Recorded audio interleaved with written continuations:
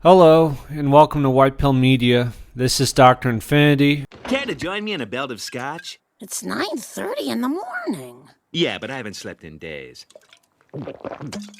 Last chance.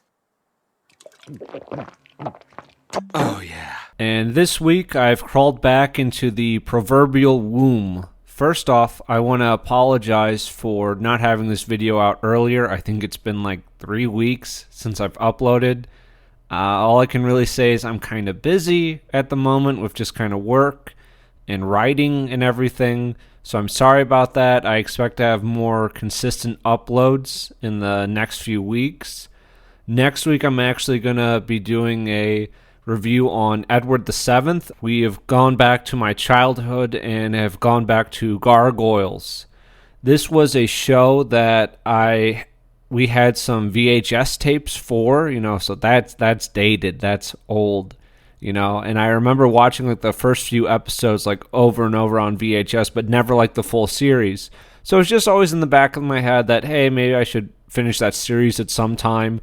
And then I heard that there was some new comics coming out that was going to continue where the show left off for Gargoyles, so I thought, what the hell, I'll give it a watch. This video is going to be full of spoilers for the show, and then some Gargoyle like spin-off comics that I decided to read and review as well.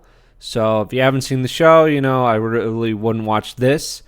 Overall, it's a recommendation if you're interested. I think it's an interesting show. It's not a huge recommendation per se. I'll kind of get into it, throughout the review. But it's going to be sort of all over the place, and we're just going to dive right in. Everyone knows it, Gargoyles, frozen in stone, magic spell, we're in New York now, etc., etc. And these are the episodes that I remember, so it's definitely like pretty nostalgic watching this stuff. And, I think the intro, like, it's a 6-parter, which is like kind of a lot, but I think it's decent, maybe it drags a little bit.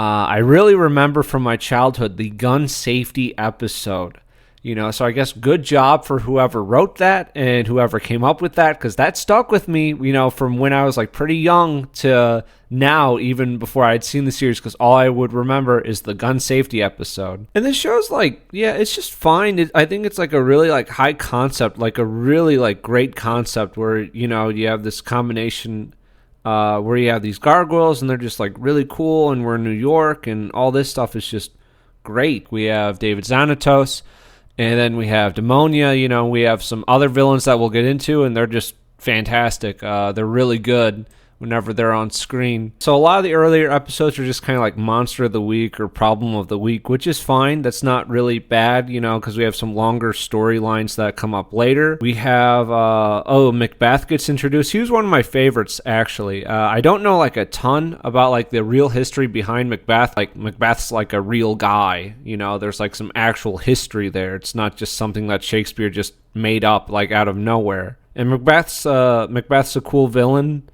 I like the older episodes, like set in Scotland, of like young Macbeth, and then we got Demonia, during that period between the betrayal of the castle and then like her relationship with humans and all that. Like all this stuff's really cool, and we get the introduction of the Weird Sisters just in the background, and they're really great, just like background characters. What the hell they're doing, but they're really cool whenever they're on screen.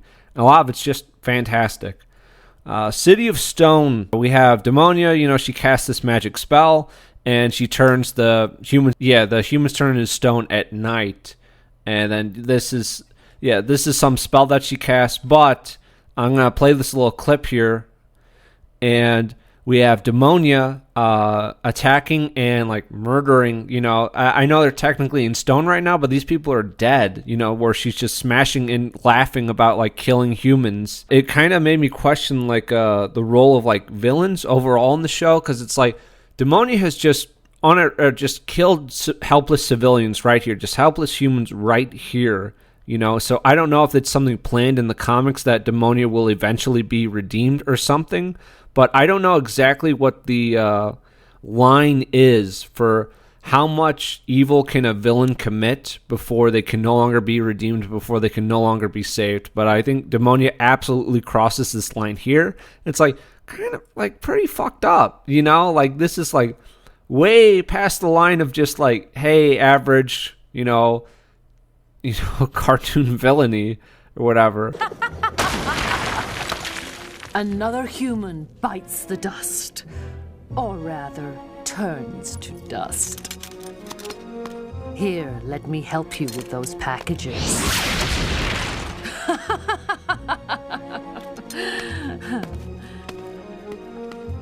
Where does the time go?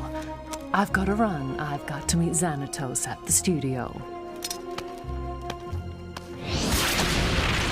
It's also brought up like a question of like kind of Xanatos, because Xanatos has attacked Elise's brother Derek and turned him into like Talon, and he's also like he funded Severius as he also experimented on these other humans, and it's like, can you really be redeemed after you've hurt so many people in that way? And it's like, it's a fair question. It's an interesting question.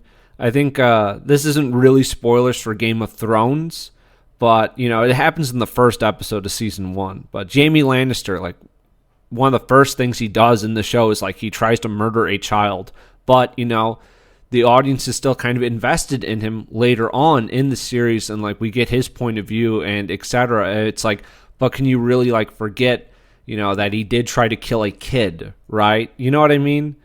The Invincible comic series, not a series I recommend. Really didn't like it overall when I finished it. I just don't think it's really well written. But that's also another thing where it's like you have villains and they've done like really horrible, like awful shit, and they should not be redeemed or saved or anything. But the series goes out of its way to like save its villains, and it's like, this is retarded. It's something I really don't agree with. I think just, hey, if your villains are so bad, that they've done like such awful shit, just kill them. Or, have them be like quote unquote anti-heroes that never really do something that's unforgivable, because then just don't forgive them, I would say. But it's a lot of really interesting stuff in the first part of season 2 with Demonia, with the Fates, with Macbeth. All of this stuff is really cool. Them going to, and just like the old episodes in Scotland and like the Scottish like feudal politics and all that, that was like actually like the highlight of the show for me. I actually really liked that. But I could see like as a kid, if I was watching this like week by week, episode by episode, I probably wouldn't enjoy it as much. Maybe not as much. I think I might get a little confused.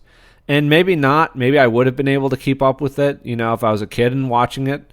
But I don't know. It's interesting. Ultimately, I was a little disappointed when we do go to Avalon, right? And we have the Archmage again, who was voiced by David Warner. There's a shit ton of Star Trek voice actors in this show. There's just a ton, which is cool. But he's voicing the Archmage, who was just, kind of a one-off villain, in one of the earlier episodes. And now he's supposed to be this big bad who has the Fates working for him. And ultimately, he's kind of disappointing because he just wants to, like, take over the world. And, like, the Fates are a little disappointing because I thought they were going to do, like, a lot more stuff than just kind of be, like, hench people for what I consider is kind of a mediocre villain. I really didn't like it too much. That was a bit of a disappointment for me. Avalon is still cool. That's still interesting. We do get to see the Magus and like the princess and all that on Avalon. I will say though, Magus is a cuck.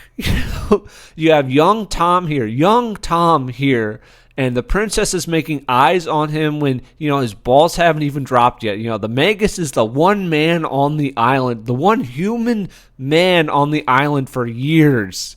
And nope, princess isn't having it. It's like, fuck, dude. That's some heavy shit, bro. That's bad. That's a black pill, dude. Anyways, another kind of big arc coming up is in season 2, episode 24, we leave Avalon. We leave Avalon, and how long are we on this fucking boat? Because Jesus Christ, this went on and on and on and on and on. We don't actually get back to New York. The Gargoyles are not reunited for 20 episodes after this. Season 2, episode 44, they are finally back in New York, and they're finally a clan again. It's like, fuck, man. I think that's like really bad when you're really considering, like, because season 3 isn't supposed to be canon. You know, like the first episode of season 3 is canon, the rest is not.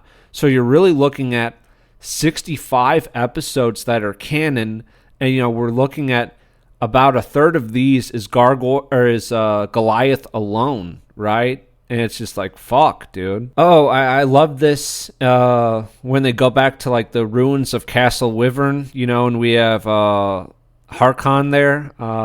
Don't leave me alone. That's great. Don't leave me here alone! Not without anyone to hate! Season 2, episode 31. This is a small thing, you know, but you know, this reminded me of this of the Simpsons clip. You know, we have Bronx back in New York, you know, taking his place, waiting for the sunrise, and yet he is on the boat, you know, with Goliath and Angela and Elisa. So I don't know what the fuck is going on there. You know, I hope someone got fired for that blunder. In episode 2F09, when Ichi plays Scratchy's skeleton like a xylophone, he strikes the same rib twice in succession, yet he produces two clearly different tones. I mean, what are we, to believe that this is some sort of, a magic xylophone or something? Boy, I really hope somebody got fired for that blunder. Something I thought was interesting in the later half of the series is, you know, this kind of like a mix or this kind of like pushing of like the more like cyber, like electronic kind of crime stuff or whatever that like Xanatos is a part of. And then we also have like kind of the mystical, like magical stuff. He was already like interested in like the mystical and magical stuff, but now we have more with like Titania and Oberon and like Puck. I don't think I love Owen actually being Puck, you know, and he's always been Puck, and that's supposed to be canon. I don't think I really agree with that, and I don't really love that. I do like the addition of like Angela overall. I think she's like really good for Goliath, and it's cool to have like another clan member and all that. In the 48th episode of season 2, she actually meets her mom. You know, we have Thalog there, and Thalog has this little like retard clan, or like they're the Hollywood or like Los Angeles version of the team clones, and it's like, that's cool. That's pretty neat. Definitely have some like interesting stuff, you know, but it's like even the question of like Xanatos, you know, can Xanatos really be redeemed? Can Demonia really be redeemed? Have they gone too far, you know? And for me, they kind of have gone too far, because even if like Talon gets to be human again, and the other ones that were like you know, experimented on by Severius get to be human again, you know, it's still like fucked up that it happened, you know. So it's like, I get that he has like a kid now and there's all that, but I don't know how much that can like actually change someone that much. But I like the ending of the show. We have, you know, the Hunter's Moon and all that, you know. I think that's cool. I like the Hunters a lot, just like them throughout history. And I really like how the show ends with like Elisa and Goliath, and it's like, it's pretty positive, and you know, you're hopeful for the future and all that, you know. So that's basically the show. If I had to like pick, like, I think it's like all right. I think a lot of the them on the boat episodes are like not great, and they were clearly trying to start up like some spin-offs and all that, and I don't think that's like fantastic. I think they have like pretty decent villains with like Xanatos and Demonia. Thalog's good. I think the Archmage is pretty weak, you know, but like the pack, they get like a lot of episodes, so maybe they could use some more villains. Apparently, like Greg Weisman, he's one of the creators of Gargoyles, and like he was like a part of like the season 3 episodes, but only for the first episode. So that one is canon because he wrote that. The rest of season 3 is not canon. I still watched the whole season. It was very fucking bad. You know, so whatever complaints I have about like the rest of the show, season 3 is like awful. I really didn't like the Quarrymen, but they're canon, right? The Quarrymen are canon, but I really don't think they're very good. They're just like too generic of villains for me. With you know, they're wearing the KKK clan hoods and just all that, and it's like, it's not subtle whatsoever, and you know, it's just like you know, like, as much as I bitch about the villains, I'd rather have like interesting villains than just hey, you're really supposed to hate this guy. There's no like nuance, there's no subtlety there. It's not like Cobra Commander, who's like very much a bad dude, but he's funny. Every time he's on screen, like he's funny. No! No! Not the spores! I'm a citizen of Cobra Law! Not the spores! I really like the Weird Sisters just overall. They're just really cool because they just appear in the background for like a few episodes, and they're just like really interesting because they're like, what the fuck is going on? I thought I was just watching this Monster of the Week TV show, but there's all this stuff of like Scottish history and like all this, and it's like, where's this leading? Where's this building up to? And it's like, oh wow, but kind of a disappointing ending with them. I would not recommend season 3 if you are like interested in it. I strongly don't recommend it. It's not very good. I did check out the comics though, where there's a few different series. There's one in 2006, which is canon. It was not very good in my opinion. I really didn't like it. There's another like spin-off series where it's Gargoyles Bad Guys, where it's like a couple of like the smaller villains in the series get put on essentially the Suicide Squad. Also, not really good, and it didn't really stick around too long. And then there's the new series, which is just coming out now, and I've only read 2 issues of it. This is like all right, I might keep up with it a little because I'm like somewhat interested in the story, but I'm not like heavily invested. I don't like that Angela and Broadway are like still dating, and that's like canon. I think Broadway's probably like the worst one they could have picked. And Talon is still Talon, right? So it's interesting where it's like, can Elisa like ever like actually forgive Xanatos? And it's like, I don't fucking think so. For that, like I don't know how you could ever do that. You know what I mean? Just like, hey, I'm okay with it. You tortured my brother, you turned him into a monster, but hey, I'm over it. I don't think anyone gets over that. And I did pass on like the 90s comics. They just didn't look very good to me, and I didn't really care that much. Yeah, that's kind of it. I just kind of want to get some of my thoughts out there. I think if Demonia is ever redeemed, I think that's very gay because of her actions during City of Stone, where she just murdered a bunch of innocent humans, and yeah, it's just like, it's a bit too much where like you can't really walk that shit back. You went too far with a villain, and you can't, they can never be considered like an anti-hero after an action like that. Xanatos is more like on the fence, I think, but Demonia cannot be redeemed. Yeah, I should have more consistent videos and a consistent schedule like coming up soon. Hopefully it should be like boom, boom, boom, week after week. It'll probably be shorter videos, like focusing more on like movies or something a little easier for me to handle rather than 78 episodes and then like 2.5 comic book series and all of that. I will say that, so hopefully it'll be a little more consistent going forward. I know this is just kind of rambling and all over the place, but yeah, it is what it is. I just kind of wanted to get it out there and just be done with it. So, interesting show. I'm glad to have seen it. Would I watch it again really anytime soon? Probably not. But it was interesting to see, and I'm happy I did. Thanks for watching. Dr. Infinity out.